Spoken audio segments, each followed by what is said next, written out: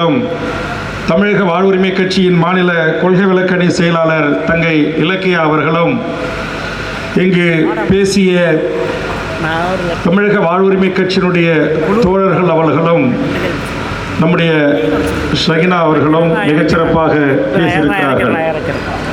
எல்லாவற்றிற்கும் மேலாக மேடையில் பேச அழைத்தாலே கூச்சப்பட்டு ஒதுங்குகின்ற நம்முடைய அருமை சகோதரர் நம்முடைய பழனி பாபா நம்முடைய மன்சூர் அலிகான் அவர்கள் இன்றைக்கு சிறப்பாக அவர் பேசியிருக்கிறார். ஆனால் அவரை விட மிகச்சிறப்பாக அவர் தந்தை அவருடைய மகனுக்கும் அனுமதி தரவில்லை.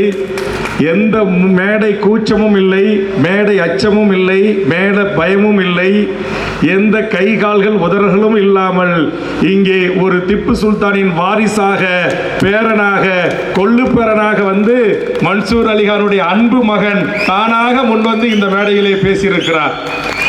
நான் உடனே அவருடைய தங்கை அருகாமையில் இருக்கிற சகோதரி அழைத்து, உங்கள் அத்தா உங்கள் அண்ணனுக்கு வாய்ப்பு கொடுத்துட்டாரு, ஏமா நீங்கள் பேசுகிறீங்களா அப்படின்னு கேட்டேன்.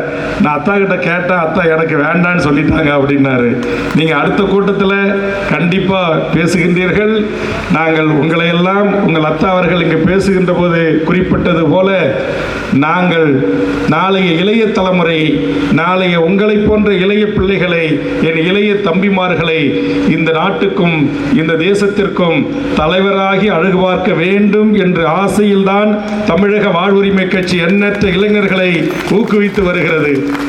அந்த அடிப்படையில் இன்றைக்கு இந்திய விடுதலை போராட்டத்தில் இஸ்லாமியர்களின் பங்கு உலகம் அறியும், ஊரறியும், நாடறியும், கோகுல் அறியும், கணினி சொல்கிற கோகுல் கூட அறியும். ஆனால் இங்கு இருக்கிற எனது இஸ்லாமிய சகோதரர்களை குறித்த ஒரு தவறான புரிதலும் தவறான பார்வையும், இஸ்லாமியர்கள் என்று சொன்னாலே ஒரு வெறுப்பும் உமிழ்கின்ற ஒரு கூட்டத்தை சமீப காலமாக தமிழர் நிலத்திலும் உருவாக்க பார்க்கிறார்கள். அதை உடைத்து எறிவதற்காகத்தான் இங்கு பழனி பாபா பாசறையில் பயின்ற தம்பிமார்கள் ஒன்று கூடியிருக்கிறார்கள்.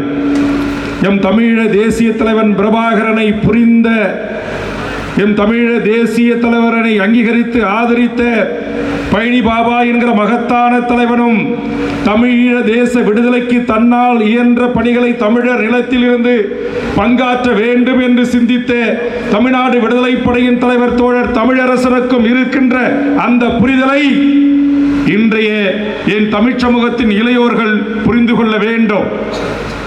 இந்த மன்சூர் அலிகானுடைய புரிதலும், இங்கே இருக்கிற ஏனைய இஸ்லாமிய தம்பிமார்களுக்கு ஏற்பட்டிருக்கிற புரிதலும், இந்த மண்ணில் வாழ்கின்ற கோடிக்கணக்கான என் இஸ்லாமிய உறவுகளுக்கும் ஏற்பட வேண்டும் என்பதுதான் தமிழக வாழ்வுரிமை கட்சியின் வேண்டுகோள். ஏன் இவர்கள் இருவரும் யார்? இவர்கள் இருவரும் இந்த தமிழ் சமூகம் ஈண்டெடுத்த இந்த மண்ணின் பூர்வீகுடி மண்ணின் மைந்தர்கள். இவர்கள் இருவரும் எப்படி ஒவ்வொரு போராட்ட களத்திலும் ஒவ்வொரு ஆதரித்தார்கள், ஆதரித்து நின்றார்கள். லட்சக்கணக்கான எமது இஸ்லாமியர்கள் கூடுகின்ற மாநாடுகளில், கூட்டங்களில் தமிழ்நாடு விடுதலை படையினுடைய ஒரு தனிநாடு கோரிக்கையை முன்வைத்து போராடுகின்ற ஒரு வீரம் செறிந்த விடுதலை போராட்டத்தை தமிழ்நாட்டில் துவங்கிய அந்த புலவர் கலிய பெருமாள் என்கிற மகத்தான தலைவனை கொண்டு போய் சேர்க்க வேண்டும் என்கிற எண்ணம் ஏன் பழனி பாபாவுக்கு வந்தது? ஏன் பழனி பாபாவை ஒரு இஸ்லாமிய வட்டத்திற்குள் முடக்காமல் தமிழ்நாடு முழுவதும் இல்ல உலகம் முழுவதும் வாழ்கின்ற தமிழர்களின் நம்பிக்கைக்குரிய மகத்தான ஒரு தலைவன் என்று தமிழரசன் போற்ற வேண்டிய அவசியம் என்ன என்பதை இன்றைய எனது இஸ்லாமிய உறவுகள் புரிந்து கொள்ள வேண்டும். இந்த இரண்டு தலைவர்களும் மிக சரியான புரிதலோடு, மிக தெளிவான சிந்தனையோடு தமிழ் ஈழ விடுதலை போராட்டத்தை பார்த்தார்கள். அதைத்தான் இங்கே என் தம்பி மன்சூர் அலிகானும் பின்தொடர்கிறார், என் தங்கை ஷகினா பானு அவர்களும் பின்தொடர்கிறார். ஆனால் ஏனைய இஸ்லாமிய உறவுகள் ஏதோ தமிழ்நாடு விடுதலைப்படை என்று சொன்னால் அது அந்நியம், ஏதோ பிரபாகரன் என்று சொன்னால் அது இலங்கை தீவில் நடைபெறுகின்ற ஈழ போராட்டம் என்ற புரிதலில் இருந்த இங்கிருக்கிற இஸ்லாமிய உறவுகளை நீயும் நானும் எப்படி உறவோ, நீயும் நானும் எப்படி இரத்த உறவோ, அதே போலதான் தமிழரசனும் பழனி பாபாவும் சகோதரன்.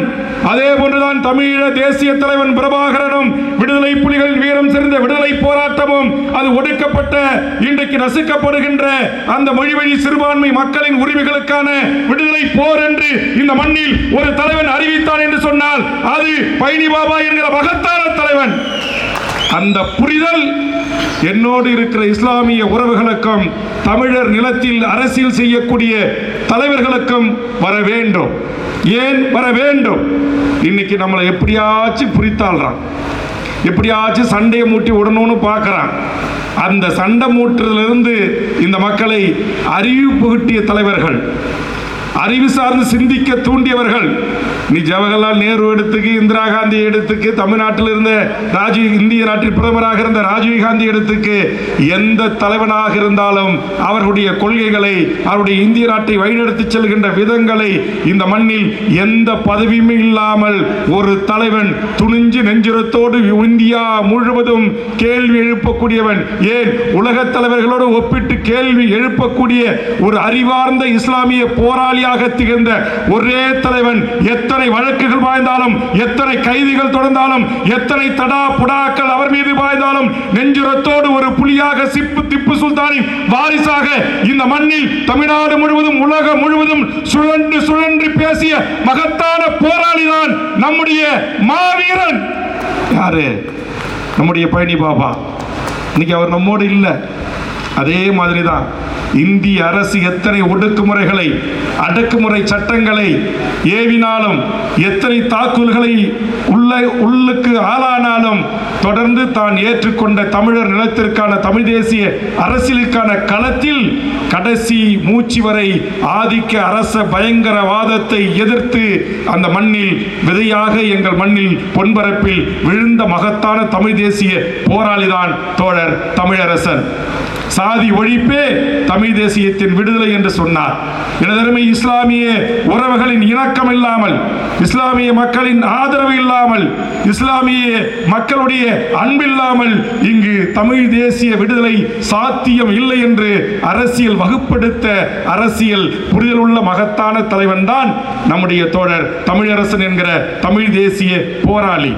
ஆனால் இது எதுவுமே தெரியாம இந்த நாட்டில் இருக்கிற சங்கிகள் என்று சொல்லக்கூடிய RSS கும்பல்கள், இந்து மத வெறியர்கள், இங்கே இந்துவாக பிறந்தவனும் இஸ்லாமியாக பிறந்தவனும் எப்படி ஒரு தாய் மக்களாக, அண்ணன் தம்பியாக, மாமன் மச்சானாக, மைத்துனராக கட்டி தழுவி ஆற முத்தமிட்டுக் கொள்கின்ற ஒரு பாச பிணைப்போடு இந்த மண்ணில் வாழ்ந்திருக்கிறார்கள். நமக்கு முன்னெத்தி ஏர்களாக வழிகாட்டி இருக்கிறார்கள். சரி, இவர்கள் வழிகாட்டுவதற்கு யார் காரணம்? இவர்கள் வழிகாட்டுவதற்கு நமக்கு நம்முடைய கப்பல் ஓட்டி தமிழன் வாவு சிதம்பரம் பிள்ளை என்கிற இந்த சங்கிகள் சொல்லுகின்ற அந்த இந்துவாக பிறந்திட்ட அந்த வாவு சிதம்பரனார் பிள்ளை அவர்கள் ஆதிக்க இங்கிலாந்தை சேர்ந்த வெள்ளையனை எதிர்த்து விடுதலை போரில் களமாடுவதற்கு தியாகம் செய்திட்ட நம்முடைய மான மறவர்கள் யார்? அந்த மான மறவர்களுக்கு உதவி செய்தது யார்? அந்த மான மறவர்களுக்கு கப்பல் வாங்குவதற்கு அன்றைக்கே சுதந்திர இந்தியாவின் விடுதலை வேட்கை போராட்டத்தில் லட்சக்கணக்கான ரூபாயை குடையாக அள்ளி கொடுத்தது யார்? அதையெல்லாம் என் இஸ்லாமிய உறவுகள் நாம் எண்ணி பார்க்க வேண்டும். ஒரு கண்ணியமிகு காகிதப்பிள்ளத்து மட்டுமல்ல, இங்கு எத்தனையோ பசுமன் தேவர் முத்துராமலிங்க தேவரோடும் இமானுவேல் சேகரனோடும் இந்த தமிழ் நிலத்தில் தோன்றிய எண்ணற்ற விடுதலை போராட்டத்தினுடைய வீரர்களோடும் என் இஸ்லாமிய உறவுகள் இருந்த பற்று இங்கே என் தங்கை எடுத்து கூறியது போல் இன்றைக்கு வேலு நாச்சியாருக்கு அரணாக இழந்த கோட்டையை மீட்டு தருவதற்கு அவர்கள் இங்கே இன்றைக்கு இருக்கிற ஆந்திரா தெலுங்கானா பகிர்ந்து படநடத்தி நம்முடைய திண்டுக்கல்லிலே முகாமிட்டு வெள்ளையனை ஓட ஓட விரட்டி அந்த படை பயிற்சி தந்து பாதுகாப்பு அரணாக திறந்து அத்தனை ஆயுதங்களையும் தந்திட்டு பாதுகாத்து சுதந்திர இந்தியாவின் விடுதலை போராட்டத்தில் இன்னைக்கு தென்னாட்டு ஜான்சி ராணி என்று போற்றப்படுகின்ற வேலு நாச்சியாருக்கு ஆதரவும் அடைக்கலம் தந்து போர்க்கருவிகளையும் வெடிகுண்டுகளையும் தந்து உதவிய மகத்தான தலைவன் தான் திப்பு சுல்தான் என்கிற அந்த மா வீரர். ஆக இன்னைக்கு மன்சூருக்கு எனக்கும் உறவு இல்லை, இங்க இருக்கிற சனாவுல்லாவுக்கு எனக்கு இன்னைக்கு உறவு இல்லை. இன்னைக்கு எண்ணற்ற எனது இஸ்லாமிய உறவுகள் நம்முடைய கிருஷ்ணகிரி ஹிதர் பிஸ்மி இங்க பாருங்க, பழனி பாபா பாசறை பாடல் எங்க விருத்தாச்சலத்திலிருந்து வந்திருக்கிறாங்க. மதுரையிலிருந்து வந்திருக்கிறாங்க, தேனியிலிருந்து வந்திருக்கிறாங்க, திண்டுக்கல்லேருந்து வந்திருக்காங்க, திருச்சியிலிருந்து வந்திருக்கிறாங்க. இங்கே தமிழ்நாடு முழுவதும் பழனி பாபாவின் பாசறையின் மீது அவங்க எந்த அரசியல் கட்சி தலைவர் அதெல்லாம் கிடையாது. நாங்கள் பிறந்த இந்த சமகாலத்தில் இந்த இஸ்லாமிய மக்களுடைய ஒற்றை ஒரு ஆண்மை வீரம் செறிந்த ஒரு மகத்தான தலைவனாக, எத்தனை வழக்குகள் போட்டாலும் அஞ்சாத ஒரு தலைவனாக, எத்தனை அடக்குமுறைகள் கட்டுவிழ்த்து விட்டாலும் அடங்காத ஒரு தலைவனாக, ஒரு பெரும் நெருப்பாக, பெரும் ஒரு பூபாலமாக இந்த இஸ்லாமிய இன்றைய இளைய தலைமுறைகளுக்கு தலைவனாக வாழ்ந்த காலத்தில் உண்மையும் நேர்மையுமாக காசு பணம் எம்ஜிஆர் வாடா போடான்னு பேசின தலைவன் தமிழ்நாட்டில் யாராச்சும் பார்த்துருக்கீங்களா, கேள்விப்பட்டிருக்கீங்களா? அந்த எம்ஜி ராமச்சந்திர பையனை நான் இதை சொன்ன அவன் கேட்கல அப்படின்னு பேசுவார் மேடையில். அம்மையார் ஜெயலலிதாவை எப்படி பேசினார் உங்களுக்கு தெரியும். டே ராஜீவ்காந்தி, டே மிஸ்டர் ராஜீவ்காந்தி அப்படி என்று பேசிய தலைவன். அந்த துணிச்சல் இருக்க, அந்த துணிச்சலும் அந்த வீரமும் தான் இன்றைக்கு நூற்றுக்கணக்கான இஸ்லாமிய தம்பிமார்கள் பழனி பாபா என்கிற அந்த மகத்தான தலைவனை இந்த ஒசூர் மாநகரத்தில் ஒரு சிறு பகுதியிலே ஆயிரக்கணக்கான இளைஞர்களின் உள்ளத்தை கொள்ளை கொண்டிருக்கிறார் என்று சொன்னால் உண்மையான அவருடைய பங்களிப்பை, அவருடைய தியாகத்தை, உண்மையும் நேர்மையுமாக இந்த தமிழர் நிலத்தில் இருந்தார். அவர் சொன்னார்ல, நான் ஏற்றுக்கொண்ட ஒரு மார்க்கம் இஸ்லாம்டா, ஆனால் நான் இந்த தமிழன், நான் ஒரு தமிழச்சி மார்பில் பால் குடித்து வளர்ந்த ஒரு வீர தமிழன் என்று சொன்னார் அல்லவா? அது இன்னும் எத்தனை இளைஞர்களுக்கு புரிந்திருக்கிறது? புகுத்த வேண்டும், புரிய வைக்க வேண்டும், புரிதலை உருவாக்க வேண்டும். மாற்று அரசியல் எங்கிருந்து வரும்? இங்க நம்முடைய மன்சூர் அலிகானை போன்று மாவட்டத்துக்கு ஒரு 100 மன்சூர் அலிகான் உருவாக்கினால் மாற்று அரசியல் நிச்சயமாக தமிழ்நாட்டில் உருவாகும். நல்ல புரிதலுள்ள இளைஞர்கள் வரணும், தெளிவுள்ள அரசியல்கள் வரணும். வேல்முருகனா பேரே வேல்முருகன் சாமி பேரை வச்சிருக்கிறான். அவன் இந்து ஆச்சே, அவனை கூட்டு நம்ம சிறப்பு செய்வதா? அவர் அழைத்து போனார். இன்றைக்கு குழந்தைகள் தினம், குழந்தைகளுக்கு சில பரிசு பொருட்களை தாருங்கள் என்று அழைத்தார். சில பரிசு பொருட்களை தந்துவிட்டு அங்கு கூடி நின்று பார்த்தேன். அந்த இடத்துல மட்டுமே ஒரு 1000 குடும்ப உறவுகளோட, பிள்ளைகளோட, இளைய தலைமுறையோடு உட்காந்துருந்தாங்க.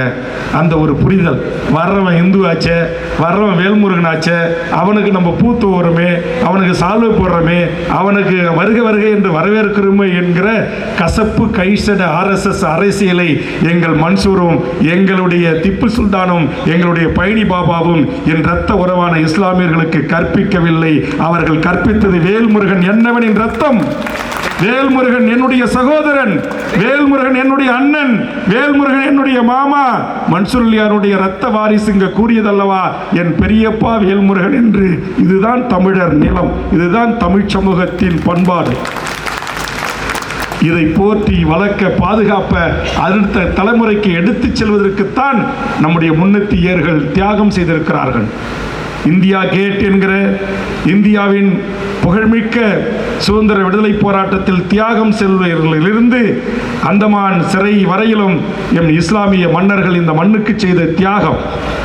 யாருக்காச்சும் RSS பரிவார கும்பல்கள் இன்றைக்கு பாகிஸ்தானுக்கு போங்கன்னு சொல்ற நீங்க, இஸ்லாமியர்கள் என்றால் வெறுப்பை உமிழ்கிற நீங்கள், நான் ஒரு இணையதளத்திலே இன்னைக்கு எந்த RSS பரிவார 55 இஞ்சி மார்பு கொண்ட நரேந்திர மோடி சர்தார் வல்லபாய் பட்டேலுக்கு சிலை வச்சிருக்கிறாரோ நூற்றுக்கணக்கான கோடியில், அந்த சர்தார் வல்லபாய் பட்டேலும் நம்முடைய அப்துல் கலாம் ஆசாத்தும் இந்தியாவின் தந்தை என்று காந்தியால் நம்முடைய காங்கிரஸாலும் இந்திய நாட்டு மக்களாலும் புகழப்படுகின்ற அந்த காந்தியும் உட்கார்ந்து ஒன்றாக இந்தியாவை குறித்து பேசிய காட்சி இணையத்தில் இருக்கிறது.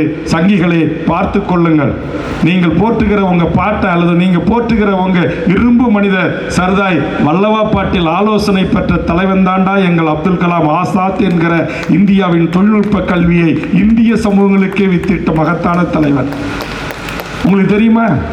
இன்னைக்கு IIT IMM இன்னைக்கு எத்தனையோ இந்தியாவினுடைய மிகச்சிறந்த கல்வி நிறுவனம்லாம் சொல்லுறீங்களே, இதற்கு அவருடைய பங்களிப்பை குறித்து உங்களுக்கு தெரியுமா? இது போன்று சுதந்திர இந்தியாவின் 1857 சிப்பாய் கழகத்தின் போராட்டத்திற்கு உயிரை தியாகம் செய்த இஸ்லாமியர்களுடைய வரலாறு உங்களுக்கு தெரியுமா? சொல்லுங்கள். அதுபோன்று இன்றைக்கு அந்த உங்களுக்கு பாருங்க, சுதந்திரம் 1947 முன்னாடி போர் நடக்குது. அன்னைக்கு 8000 பங்குகள் வச்சிருந்தாராம்.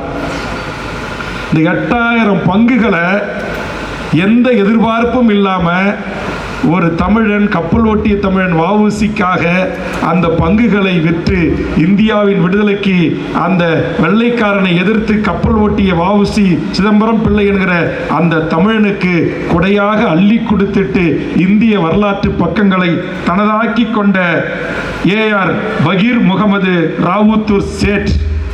இது எல்லாம் நான் சொல்லலை, கோகுல் இருக்கு. உலகத்தில் இருக்கிற அத்தனை இணையதளங்களில் நீங்கள் தட்டி பார்த்தா சுதந்திர இந்தியாவின் விடுதலை போராட்டத்தில் இஸ்லாமியர்கள் எவ்வளவு பெரிய தியாகம் செய்திருக்கிறார்கள் என்று வரலாற்று குறிப்புகள் இருக்கு. நம்ம அப்படியே பொதுவாக பேசினா இஸ்லாமியர்களை குளிர்விப்பதற்காக, இஸ்லாமியர்களை வாக்கை பெறுவதற்காக வேல்முருகன் பேசுகிறார்கள் என்று சொல்வார்கள். அப்படி அல்ல. அதே போன்று இன்றைக்கு இந்த நம்முடைய நேதாஜி சுபாஷ் சந்திர போஸ் உருவாக்கிய அந்த தேசிய பாதுகாப்பு படை, இந்த இந்திய இராணுவம், தேசிய இராணுவம், அதற்காக உருவாக்கப்பட்ட அந்த படையில் முதல்ல அவர் வியந்து போற்றி அந்த படையை உருவாக்கியவர்களுக்கு அதிகப்படியான நிதியை தந்து பங்கேற்றவர்களின் இஸ்லாமியர்களை பங்கை குறித்து ஒரு இணையதளம் விவரிக்கிறது. அடுத்ததில் மௌலானா என்று அழைக்கப்படும் இஸ்லாமிய மார்க் அறிஞர் சுதந்திர எண்ணங்களை தீவிரமாக விதைக்கும் வண்ணமாக கதராடை அணியாத மணமகன் திருமணத்தில் கலந்து கொள்ள மாட்டோம். இங்கே பாருங்க, ஒரு இஸ்லாமியர்கள், அவங்க மார்க்கத்தை ஏற்றுக்கொண்டவர்கள், அவங்க காந்தி கதராடை இயக்கத்தை தொடங்கிய போது அந்த இஸ்லாமிய மௌலானா என்று போற்றலுக்குரிய அழைக்கப்பட்டவர்கள் அவர்கள் அறிவித்திருக்காங்க, மார்க் தீர்ப்பு வழங்கியிருக்காங்க. இதிலிருந்து தெரிகிறது இஸ்லாமியர்கள் சாவர்கர் பரம்பரை அல்ல. இந்த தேசத்தின் விடுதலைக்காக எப்படியெல்லாம் பங்காற்ற முடியுமோ, எப்படியெல்லாம் உதவி செய்ய முடியுமோ, மார்க் அறிஞர்களில் தொடங்கி மௌலானா வரையிலும் அத்தனை பேரும் எவ்வளவு பெரிய பங்காற்றியிருக்கிறார்கள் என்பதை இன்றைக்கு உலகம் முழுவதும் இணையங்களிலே தனதாக்கி கொண்டிருக்கிறார்கள். வீடு வீடாக சென்று சுதந்திர கீதங்களை பாடினார்கள். எல்லாவற்றிற்கும் மேலாக ஏற்கனவே நான் ஒசூர் கூட்டத்திலே சொன்னேன், இன்றைக்கு அகோச அந்த சக்கரங்கள் பொறிக்கப்பட்டு மூவர்ண எமது தேசிய கொடி பட்டுளி வீசி கம்பீரமாக பறக்கிறதே, அதை உருவாக்கியவர், அதை வடிவமைத்தவர் சுரையா தியாபிஜி என்கிற என் இஸ்லாமிய தாய் என்பது இன்றைய இந்திய RSS சங்கி கும்பல்களே உங்களுக்கு தெரியுமா? உங்கள் மோடி கார்லையும் உங்கள் அமித்ஷா கார்லையும், ஏன் வேல்முருகன் அரசு உறுதிமொழி குழு தலைவராக government of chairperson assurance committee என்று மாவட்ட ஆட்சித்தலைவர்களும் காவல்துறை கண்காணிப்பாளர்களும் என்னை வரவேற்க வருகிறார்களே, அவர்கள் வண்டியிலும் எனது வண்டியிலும் அந்த தேசிய கொடி இந்த தாய் வடிவமைத்து இந்திய நாட்டின் கரங்களில், இந்திய தாயின் கரங்களில் அளித்தது என்பது எத்தனை பேருக்கு தெரியும்? ஏன் வெறுப்பை உமிழ்கிறீர்கள்? ஏன் சகோதரத்துவத்தை நீங்கள் சிதைக்கின்றீர்கள் என்ற கேள்வியை நான் இந்த தலைப்பினூடாக இந்த ஓசூர் மண்ணிலிருந்து நான் எழுப்ப விரும்புகிறேன்.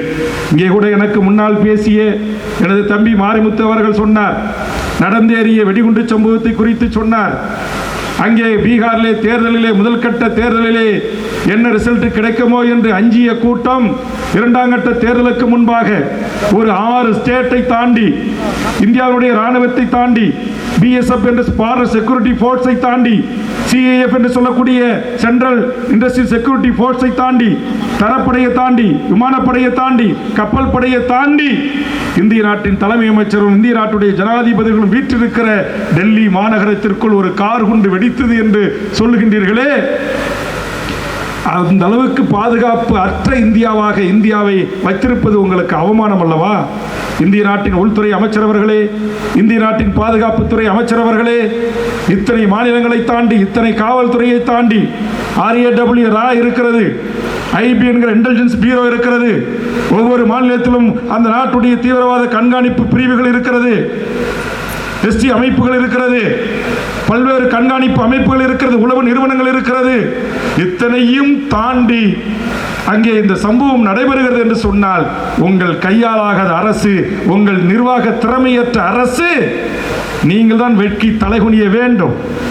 எங்கேயோ ஒருவன் பாதிக்கப்பட்டவன் அல்லது ஏதோ ஒரு சித்தாந்தத்திற்கு தன்னை அடிமையாக்கி கொண்டவன் செய்கின்ற ஒரு தப்புக்காக நான் சொல்லுகிறேன். இங்கே மிகப்பெரிய ஒரு தலைவர் ஒரு கருத்தை கூறியிருக்கிறார். அவர் சொல்லியிருக்கிறார்,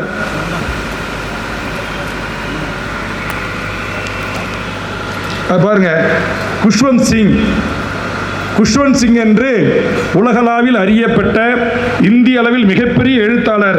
அவர் சொல்லுகிறார், இஸ்லாமியர்களின் இத்தகைய அர்ப்பணிப்பிலேயே இந்திய விடுதலை போராட்டத்திற்கான முஸ்லிம்களின் பங்களிப்பை குறித்து அந்த எழுத்தாளர் குஷ்வந்த் சிங் பின்வருமாறு தன்னுடைய புத்தகத்தில் எழுதுகிறார்.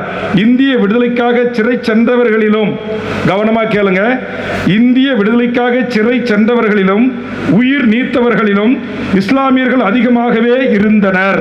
பாயிண்ட்.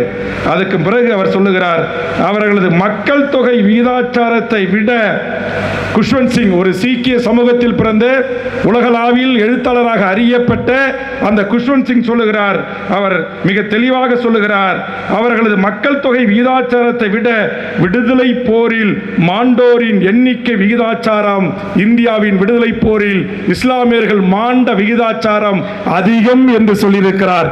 எனதருமை RSS சங் கும்பல்களே, புரிந்து கொள்ளுங்கள். சிறைக்கு போனதை விட தற்போது உயிராக இருப்பதை விட, அப்போ ஒரு மிகைப்படுத்தி கூறினாலும் கூட அந்த வார்த்தையை பிரிதொரு தேசிய இனத்தின் ஒரு எழுத்தாளர், இந்திய அளவில் உலகளவில் அறியப்பட்ட ஒருவர் சொல்லுகிறார் என்று சொன்னார். எனது அருமை இந்தியாவின் இஸ்லாமியர்கள் இந்த தேசத்தின் விடுதலைக்கு எவ்வளவு பெரிய பங்காற்றி இருக்கிறாங்க. வெறும் நிதி கொடுத்தது மட்டுமல்ல, வெறும் அந்தமான் சிறையில் இருந்தது மட்டுமல்ல, இந்திய கேட்டில் உயிர் தியாகம் செய்து அந்த பெயர்களை தனதாக்கி கொண்டதோடு மட்டுமல்ல, மகத்தான பங்களிப்பை இந்தியாவின் விடுதலை போருக்கு ஈகமாக தந்திட்ட அந்த மகத்தான தலைவர்கள். அதே போன்று மௌலானா அப்துல் கலாம் ஆசாத், ரஹீக் அஹ்மத், கீத்வாய், காயிதத் மில்லத் முகமது இஸ்லாமிய போன்ற இந்திய விடுதலை இயக்கத்தின் மிக பெரும் தலைவர்களாக திகழ்ந்ததோடு மட்டுமல்லாமல் சுதந்திர இந்தியாவை கட்டமைப்பதிலும் இந்து முஸ்லீம் ஒற்றுமையை நிலைநாட்டுவதிலும் பெரும் பங்காற்றினார்கள். ஆனால் இதை எல்லாமே செய்யாம ஜின்னா நாடு கேட்டாரு, ஜின்னா பாகிஸ்தானை கேட்டாரு, நீங்களும் ஜின்னா கூட போக வேண்டியதானே, நீங்க ஏன் இங்கே இருக்கிறீங்க அப்படி என்று இன்னமும் அறிவுகட்ட கட்சி ராஜாக்கள் பேசிக் கொண்டிருக்கிறார்கள். இந்த நாடு எங்களுடைய நாடு, இந்த நாடு எங்களுடைய நிலம். நாங்க இஸ்லாம் என்கிற ஒரு மார்க்கத்தை தழுவி கொண்டோம். ஏன் அதை தழுவினாங்க? தொட்டா தீட்டு, பார்த்தா தீட்டு, குனிஞ்சா தீட்டுன்னு சொன்னான். சமமா எங்களை வீதியில் நடக்க விடலை, சமமா இருக்கையில் உட்கார விடலை. அவள் ஆற்றுல போய் ஒரு டம்ளர் தண்ணி வாங்கி குடித்தா அல்லது ஒரு கப்பு டீயை குடித்தா நாங்கள் நாக்கில் படக்கூடாது, உதட்டில் படக்கூடாது, தூக்கி குடிக்கணும். அப்படியே குடித்தா அந்த கப்பை கழுவணும். தெரியுமா? தண்ணி தெளிப்பாங்க, சாணம் தெளிப்பாங்க, தீட்டு கழிப்பாங்க. இன்னைக்கும் உங்கள் சங்கி கும்பல், எங்கள் தாத்தா முப்பாட்டம் இருந்த சிப்பு துல்சான்கள், எங்களுடைய பயணி பாப்பா 70 ஆண்டு 50 ஆண்டு இளமை பருவத்தில் வீரியமாக களமாடும் போதே அப்படி இருக்குது. அப்படின்னா இப்போ இந்திய நாட்டின் முதல் குடிமகள் இன்னைக்கு பூரி ஜெகநாத கோயிலுக்கு போனாங்க, தீட்டு கழிச்சிங்களா இல்லையா? இந்திய நாட்டின் முதல் குடிமகள், ஜாதியின் பெயரால் ஒரு ஒடுக்கப்பட்ட சமூகத்தில் பிறந்த இந்திய நாட்டின் தலைமை, அவங்க தான் முதல் குடிமகன். 140 கோடிக்கு அந்த அம்மா போன அந்த இடமே தீட்டுப்பட்டு போச்சுன்னு கழுவி விடுற நீங்க 100 ஆண்டுகளுக்கு முன்னாடி எங்களை எப்படி வச்சிருந்திருப்பீங்க? 150 ஆண்டுகளுக்கு முன்னாடி எங்களை எப்படி வச்சிருக்கீங்க? 200 ஆண்டுகளுக்கு முன்னாடி எப்படி வச்சிருப்பீங்க? ஆக இதிலிருந்து ஒரு அறிவு பெற்ற ஒரு சமூகமாகத்தான் இந்த இஸ்லாம் என்கிற இனிய மார்க்கம். தீண்டாமை இல்லை, சாதி பாகுபாடு இல்லை, ஏற்ற தாழ்வுகள் இல்லை. குவைத் மன்னராக இருக்கலாம், புரேன் மன்னராக இருக்கலாம், அங்கே பள்ளிவாசல்களே மசூதிகளில் அவர்கள் தொழுகை செய்ய போகின்ற போது யார் முன்னாடி வந்தானோ அவன் தான் முட்டி போட்டு அல்லாவை தொழுவான். அவன் பின்னால் காலடியில் அவன் தலைப்படுவது போல் அந்த நாட்டின் மன்னரும் தொழுகை செய்ய வேண்டும். அந்த சமத்துவத்தை தந்த மார்க்கம் இஸ்லாம் என்கிற காரணத்தினால் என்னுடைய உறவுகள், இரத்த உறவுகள் இஸ்லாம் என்கிற மார்க்கத்தை ஏற்றுக்கொண்டான். இதுதானே வரலாறு.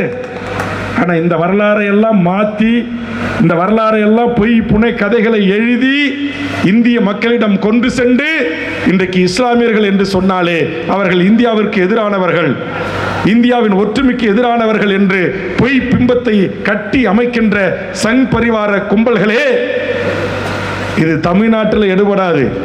இங்கே பேசுகின்ற போது சொன்னார்கள் அல்லவா, இது எங்கள் பச்சை தமிழர்கள், வாவுசியும் காயிதத் மில்லத்தும் எங்கள் ஐயா புலவர் கல்வி பெருமாளும் எங்கள் தோழன் தமிழரசனும், ஏன் என் உயிரை விட மேலாக நான் நேசிக்கிற என் தமிழீழ தேசிய தலைவன் பிரபாகரன் என்கிற மகத்தான தலைவனால் பயிற்றுவிக்கப்பட்ட பண்பட்ட அரசியல், தமிழ் தேசிய அரசியல் தலைமைகளை கொண்ட எங்க பாவலர் பெருஞ்சித்தனார், பாவேந்தன் பாரதிதாசன், எங்கள் தாத்தன் பாரதி, கவிமணி தேசிய விநாயகம் பிள்ளை, இப்படி எண்ணற்ற சோமசுந்தர பாரதி, எங்களுடைய தேவநேய பாவாணர், எண்ணற்ற எங்கள் தமிழ் சமூகத்தின் ஆளுமைகள் எல்லாம் எங்கள் தேச ஒற்றுமைக்கும் எங்கள் மண்ணின் ஒற்றுமைக்கும் எந்த இடத்திலும் இஸ்லாமியர்களை ஒரே ஒரு சொட்டளவு, ஒரே ஒரு எல் முனை அளவு இகழ்ந்து பேசியதில்லை, இகழ்ந்து பாடியதில்லை.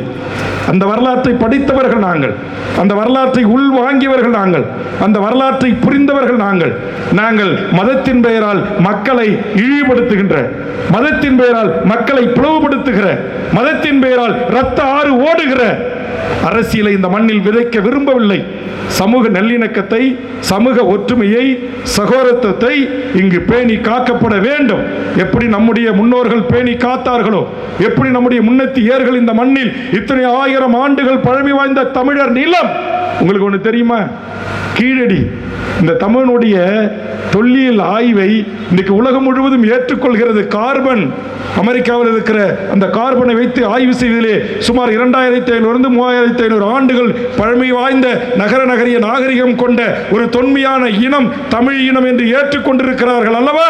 அதை நிறுவதற்கு அன்றைக்கு எப்படி இஸ்லாமியர்கள் இந்திய விடுதலைக்கு அள்ளி கொடுத்தானோ, எப்படி விடுதலை போராட்டத்திற்கும் வாவிசனுடைய கப்பல் வாங்குவதற்கு அள்ளி கொடுத்தானோ, அதே மாதிரி அந்த மதுரை சிவகங்கை எல்லையில் இருக்கிற அந்த கீழடி என்கிற அந்த அகழ்வாராய்ச்சி இந்த உலகத்திற்கு பறைச்சாற்றுவதற்கு முன்வந்து கொடுத்தவை இன்றைய இஸ்லாமிய உறவுகள் என்பது எத்தனை பேர் சங்கிகளுக்கு தெரியும்?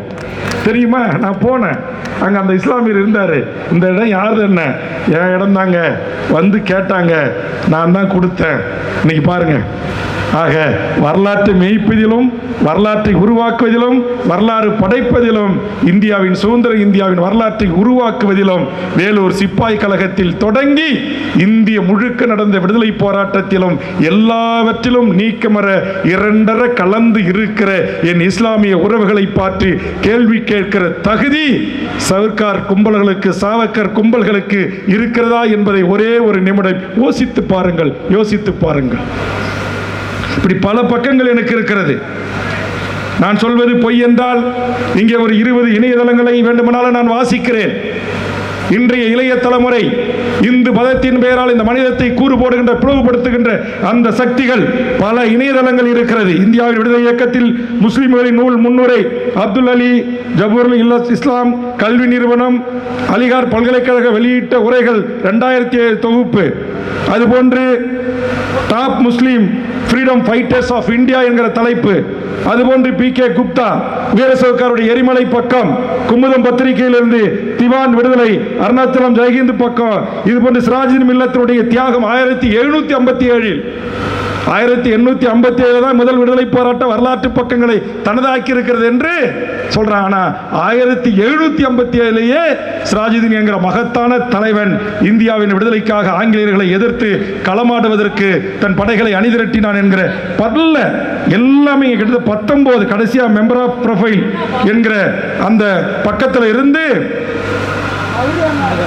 முத்துமால் இஸ்மாயில் என்கிற 19 இணையதளத்தில் சுதந்திர இந்தியாவின் விடுதலைக்கு வித்திட்ட இஸ்லாமியர்களின் பங்களிப்பை குறித்து, தியாகத்தை கொடுத்து, நிதியுதவியை கொடுத்து, வீரம் சிறந்த விடுதலை போராட்டத்தில் உயிர் தியாகம் செய்ததை குறித்து, அங்கங்கு மன்னர்கள் விடுதலை போராட்டத்தை நடத்திய போது நம்முடைய வேலுநாச்சியாரில் இருந்து நம்முடைய வீரமங்கை குயிலி வரையிலுமான பங்களிப்பு, மருது இருவர்களுக்கான பங்களிப்பு, நம்முடைய இந்திய சுதந்திர இந்தியாவின் விடுதலைக்கு போராடிய அனைத்து தலைவர்களோடும் இஸ்லாமியர்கள் எவ்வளவு நட்பு பாராட்டினார்கள், எப்படி உதவிகளை தங்கினார்கள். இன்னைக்கு பீரங்கின்னு ஒன்று பேசுகிறோமே, இந்த பீரங்கி இன்னைக்கு நீங்கள் ஹைதராபாத்து போங்க, திப்பு சுல்தான் கோட்டையில் காட்சிப்படுத்தப்பட்டிருக்கிறது. அன்றைக்கே எங்களின் முப்பாட்டன். இன்னைக்கு நீ ஏதோ வேலு கம்பியெல்லாம் தூக்கி வர, நீ வீரம் பேசுறன்னா 1757 பீரங்கி வைத்து போரிட்ட எங்கள் மன்சூர் அலிகான் முப்பாட்டனுக்கு எவ்வளவு வீரம் இருக்கும், அவனுடைய ஜீனுக்கு பிறந்த இங்கே உட்கார்ந்து இருக்கிற எனது உறவுகளுக்கு என்ன வீரம் இருக்கும், எண்ணி பாருங்க. நீங்க நினைச்சு பாருங்க. இன்னைக்கு சும்மானாச்சும் வீதி நாங்கள் இஸ்லாமியர்கள் வாழ்கிற இடத்து வழியாக தான் ஊர்வலம் போவன்றது, அங்கே தான் நாங்கள் போய் எங்கள் RSS ட்ரௌசர் போட்டுக்கிட்டு சங்கி நாங்கள் அணிவகுப்பு நடத்துவோன்றது, இதெல்லாம் எதுக்கு? இதெல்லாம் வேணும். இங்கே உட்காந்துருக்கிற இங்கே SR பாண்டியன் வந்திருக்கிறதுலேருந்து, இங்கே நமக்கு சமூக ஆர்வலர்லேருந்து, இங்கே நாங்கள் எல்லாம் இந்துக்கள் தான். அங்கே பாருங்கள், எங்கள் ஆள் பூரா பட்டை போட்டுட்டு திருநீர் போட்டுக்கிட்டு பொட்டு வச்சுட்டு தான் உட்காந்துருக்குறோம். எங்கள் ஐயப்பா அது 3 பொட்டு 4 பொட்டு கவி 3 பொட்டு, ராஜ்குமார் எல்லாம் பாரு, எல்லாம் இங்கே இந்து தான். நாங்கள்லாம் நீங்கள் சொல்கிற கதையை உடான்ஸை விடுறோமா? உங்கள் விட்டாலக்கடினாதே உங்களுடைய மோடிஜி வித்தைகளை நம்புகிறோமா? மோடிஜி வித்தைகளை நம்பாத ஒரு தமிழ் தேசிய அரசியல் கூட்டம் இந்த மண்ணில் இஸ்லாமியர்கள் என்பது என் இரத்த உறவு, என் தொப்புள் குடி உறவு. இங்கே சொன்னாங்கல்ல, இங்கே மன்சூர் அலிகானாக இருக்கலாம், மன்சூர் அலிகானுக்கு பின்னால் அணிவகுக்கின்ற நூற்றுக்கணக்கான இளையோராக இருக்கலாம், இங்கே அமர்ந்திருக்கின்ற எனது 1000 இஸ்லாமிய உறவுகளாக இருக்கலாம். மதத்தின் பெயரால் இங்கே இருக்கின்ற எந்த உறவுகள் மீது சிறு தூசுப்பட்டாலும் முதலில் வேல்முருகனும் அவன் தம்பிகளும் இங்கு வருவார்கள் என்கிற புரிதலை நாங்கள் உணர்ந்திருக்கிறோம். அதைத்தான் இங்கு பேசுகின்ற போது எங்கள் சகோதரர்கள் குறிப்பிட்டார்கள். இது ஏதோ ஓட்டு அரசியல், வாக்கு வங்கி அரசியல்லாம் கிடையாது. நான் கூட வருகின்ற தேர்தலை போட்டி போடுவதை குறித்து மறுபரிசீலனை செய்ய தயாராக இருக்கிறேன். எனது அருமை மன்சூர் அலிகான் நம்ம கிட்ட பாருங்க, இங்க ஒரு அப்படியே அவர் உருவம், அவர் எல்லாம் பாருங்க. எங்க கட்சியில் இருந்த முன்னணி நிர்வாகிகள் கூட சொன்னாங்க, நமக்கு ஒரு திப்பு சுல்தான் கிடைத்து விட்டார் என்று சொன்னார். ஏன்னா அவர் திப்பு சுல்தானுடைய அந்த வாள் இருக்குல்ல, அந்த வாளை வச்சு ஒரு ரீல் போட்டாராம். அதுக்காக இந்த நாட்டினுடைய அரசாங்கம் அவர் மீது வழக்கு போட்டது. ஏண்டா, ஒரு சாதாரண வாளை வச்சு ஒரு ரீல் போட்டதுக்காகவே நீங்க வழக்கு போடுறீங்கன்னா, நாளை அவரை நிஜ திப்பு சுல்தானாக, நிஜ வாளோடு வேல்முருகன் தளபதி, படையின் தளபதியாக வருவதற்கு வாய்ப்புகள் இருக்கு. எனக்கு நான் 3 முறை எம்எல்ஏவா இருந்துட்டேன், 6 முறை தேர்தலை சந்திச்சிட்டேன். இங்கே என்னை நம்பி எண்ணற்ற 2ஆம் கட்ட என் தலைமைகள் இருக்கிறது. அதனால நம்முடைய நல்ல ஆளும் ஆட்ட சாட்டமும் நல்ல 6 அடி சேக்குவாரா மாதிரி அவரை பார்த்தா உங்களுக்கு திப்பு சுல்தானாவே தெரியும். ஆனால் எனக்கு அவரை சேக்குவாராக தெரிகிறது, பழனி பாபாவாக தெரிகிறது. அதனால அதுபோன்று பீடி குடிக்காம, சிகரெட் அடிக்காம, தண்ணி அடிக்காம, எந்த தீய கெட்ட பழக்க வழக்கங்களுக்கு ஆளாகாம எண்ணற்ற என் இஸ்லாமிய உறவுகள் நீங்க உருவாகி வாங்க. பழனி பாபா பாசறையில் பயின்று அவருடைய தியாகம், அவருடைய அர்ப்பணிப்பு, அவருடைய பேச்சு, அவருடைய வீரம், அவருடைய சமூக நல்லிணத்திற்கு அவர் ஆற்றிய உரை, இதையெல்லாம் உள்வாங்கி நீங்கள் அரசியல் களத்தில் அதிகாரம் செலுத்த வரணும். ஏதோ கூட்டம் கூடணும், கலைஞ்சோம். நான் கூட நான் கோச்சிக்கிட்ட மனுஷர்கிட்ட, எனக்கு இந்த மாலை போடுறது, சால்வை போடுறது, கிரீடம் வைக்கிறது, இந்த மலர் தூவுறது, இது எல்லாம் பிடிக்காது. நீங்கள் எப்படி திப்பு சுல்தானுடைய வாளை கடனாக வாங்கி பத்திரமா வச்சிருக்கிறீங்களோ, அந்த வாளை என் கையில் கொடுத்தீங்க, பெருமையோடு நான் வாங்கிக்கிறேன். அதை விட்டுட்டு இந்த சால்வை போடுறது, மாலை போடுறது, தொப்பி வைக்கிறது, அதெல்லாம் வேண்டாம். நாம் எளிய முறையில் மக்கள் மனங்களை வெல்லணும். இது மற்றொரு அரசியல் இயக்கம். மக்களை அரசியல் படுத்தி, பண்படுத்தி, நெறிப்படுத்தி, ஒழுங்கு செய்து, கஞ்சா இல்லாத, போதை இல்லாத, டாஸ்மாக் கடையில் இப்போ நம்ம வண்டி வருது, பழனி பாபா டிஷர்ட்டை போட்டுக்கிட்டு, என் படத்தை போட்டுக்கிட்டு, பிரபாகரன் படத்தை போட்டுக்கிட்டு வர்ற 50 வண்டியில் 25 வண்டி டாஸ்மாக் கடையில் நின்றால் இது பழனி பாபா பாசறையில் பயந்ததற்கு அர்த்தமா? பிரபாகரனை தமிழ் தேசிய தலைவர் என்று சொல்வதற்கு அர்த்தமா? பாலியல் குற்ற வழக்கில் சிக்குண்டு சிறை செல்வது பழனி பாபாவுக்கு பெருமை சேர்க்குமா? சாதிய வன்முறையில் ஈடுபடுவது பெருமை சேர்க்குமா? எங்கேயோ ஏதோ ஒரு சங்கி கும்பல் குடித்து விட்டு, கஞ்சா அடித்து விட்டு, குடிக்கி சாமியார்கள் செய்கின்ற தவறால் ஏதோ ஒரு இந்து ஏதோ ஒரு தவறை செய்து விட்டான் என்றால் வீதியில் செல்கின்ற அப்பாவி இந்துக்கள் மீது தாக்குதல் நடத்துவது நம்முடைய வீரமா? அது இல்லை நம்முடைய வீரம். நம்ம எவன் களத்தில் எதிரிக்கு எதிரியாக நின்று களமாட வருகிறாரோ அவனை எதிர்த்து நின்று திப்பு சுல்தான் வழியில் போரிடுவதுதான் மான மறவர்களின் மாவீரம். நமக்கு எத்தனை சமூக கடை இருக்கு. அன்னைக்கு மன்சூர் வந்தார் ஒசூர்ல, பிக் பாஸுக்கு நூற்றுக்கணக்கான பேரு சுங்கச்சாவடிகளை அடித்து நொறுக்குவதற்கு, கட்டாய வசூலை, கட்டாய ராப்பகல் கொள்ளையை எதிர்த்து போரிடுவதற்கு, பேக் வெட்டுகின்ற பெயரில் தமிழ்நாட்டுடைய கலாச்சாரத்தை, பண்பாட்டை சீரழிக்கிற கலாச்சார நிகழ்வுகளை தடுத்து நிறுத்துவதற்கு, ஈசிஆர் கலாச்சாரம், ஓஎம்ஆர் கலாச்சாரம், பாலபிஷேகம் கட் அவுட், சினிமா நடிகர்களுக்கு பெயர்களே அப்பன் பெயருக்கு முன்னாடி வைக்கிற இழிவு கலாச்சாரம், இதையெல்லாம் போக்கி இந்த மண்ணையும் இந்த மக்களையும் நேசிக்கக்கூடிய ஒரு மிக ஒழுங்கும் நேர்த்தியும் கொண்ட ஒரு படையை உருவாக்க வேண்டும். இந்த படை இந்த மக்களுக்கானதாக இருக்கணும். இங்கே ஒரு இயற்கை பேரிடர் வந்துடுது, ஒரு மழை வந்துடுது, ஒரு வெள்ளம் வந்துடுது. இன்னைக்கு தமிழ்நாட்டில் சங்கிகள் எல்லாம் போய் பத்திரமா பதிப்பான். ஆனால் பழனி பாபாவை தலைவராக ஏற்றுக்கொண்ட எனது அருமை சீடர்கள் தான் சுனாமியின் போதும், வர்தா புயல் போதும், ஒக்கி புயல் போதும், ஏன் தமிழுடைய பண்பாட்டு படையை மீண்டெடுப்பதற்கான ஜல்லிக்கட்டு போராட்டத்தில் ஒழுங்கு செய்வதிலும், மழை வெள்ளம் காலங்களிலும் அந்த உயிரை துச்சமென சுதந்து எத்தனையோ அவ்வாளை தன் தோளில் சுமந்து உயிரை காப்பாற்றியவர்கள் எங்கள் பழனி பாபாவின் சீடர்கள், எனது அருமை இஸ்லாமிய உறவுகள். நீங்க பாருங்க, தமிழ்நாட்டில் மழை வெள்ளம் வரும்போது முதல்ல சோறு பொட்டலம் போடுறவன், முதல்ல தண்ணி பாட்டில் கொடுக்குறவன், முதல்ல ரத்தம் கொடுக்குறவன் யாரா இருக்கிறான்? என் இஸ்லாமிய உறவுகளா இருக்கிறான். ஜல்லிக்கட்டு போராட்டம் அவ்வளவு ஒழுங்குடன் நடந்துச்சு. அத்தனை நாட்கள் அங்கு கூடிய பல்லாயிரக்கணக்கான மக்களுக்கு உணவளித்தது என் இஸ்லாமிய தம்பிமார்கள், ஒழுங்கு செய்யப்பட்ட படை. இங்கே கூட நம்முடைய மன்சூர் அவர்கள் அங்கே அந்த தாய்மார்களை, உறவுகளை சந்திப்பதற்கு அழைத்து சென்ற இடத்தில் இருபுறமும் எனக்கான பாதுகாப்பு தம்பிமார்களை ஏற்பாடு செய்தார். பொதுமக்களுக்கு வாகனங்களை ஒழுங்கு செய்வதற்கு சில தம்பிமார்களை நியமனம் செய்தார். அப்படி பொதுமக்களுக்கு எந்தவித தொந்தரவும் இல்லாமல், காவல்துறைக்கு எந்த தொந்தரவும் இல்லாமல், யாராக இருந்தாலும் அவர்களும் சக மனிதர்கள் என்கிற மனித மாண்பை நம்முடைய உள்ளத்தில் உதித்து அவர்களுக்கு புரிய வைத்து ஒரு சமகால அரசியல் ஒரு நேர்மையாக, நியாயமாக, கண்ணியமாக வாழணும். இப்போ அரசியல்னால என்ன ஆகிப்போச்சு? ஏமாத்துறது, மோசடி பண்ணுறது, வேலை வாங்கி தரன்னு காசு வாங்கிறது, டிரான்ஸ்ஃபர் வாங்கி தர்றது, அடுத்தவங்க நிலத்தை பிடிச்சி பட்டா போடுறது, இந்த மாதிரி இந்த அசிங்கங்கள்லாம் செய்கின்ற இந்த அருவருக்கத்தக்க அரசியலை அறவே ஒழித்து, பழனி பாபா நினைச்சிருந்தா எத்தனை கோடிகளை சம்பாதிச்சிருக்கலாம். ஆனால் பழனி பாபா காசுக்கு ஆசைப்பட்டாரா? அறிவிச்சிருக்காங்களா? தண்ணி கொஞ்சம்